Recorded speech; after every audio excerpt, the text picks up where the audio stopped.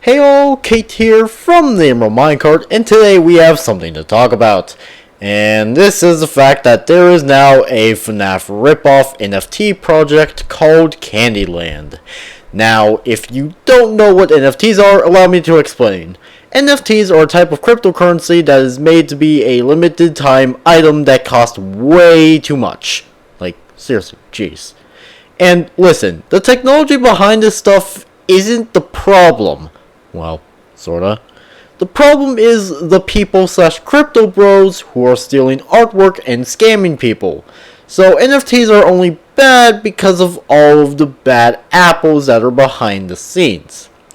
Anyways, let's go into what this project is about and who is behind it. Because trust me, when you learn who is behind it, you may be very disappointed. KandyLand is a FNAF ripoff that still has its story being made because all we have are 2 episodes and 3 characters. But the story so far is that some mysterious computer virus infects the system and animatronics of KandyLand, and the animatronics become violent. It's pretty generic if you ask me, and all I'm thinking is why don't these companies just install firewalls in their systems or something?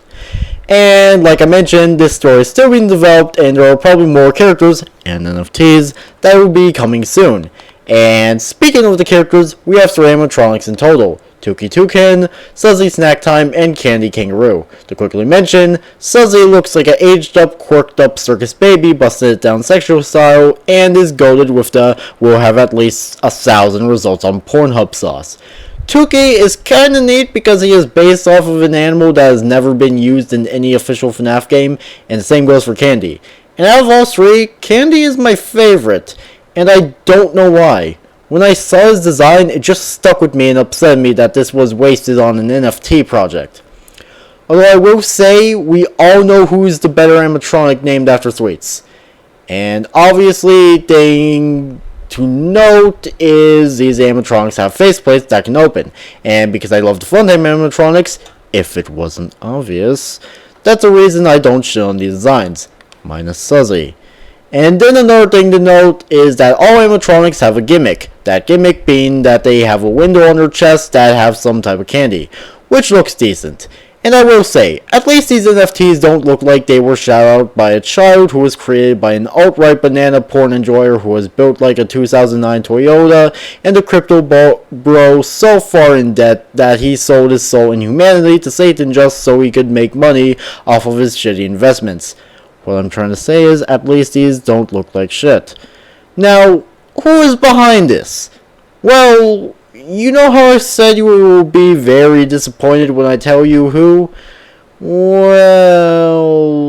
Well, besides KandyLand itself, there's also a YouTube animation channel / company, KandyLand Studio.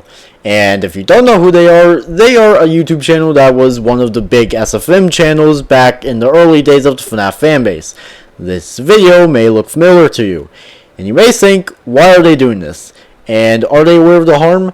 Well, they are aware of what they are doing, but they don't seem to care / know the harm NFTs do.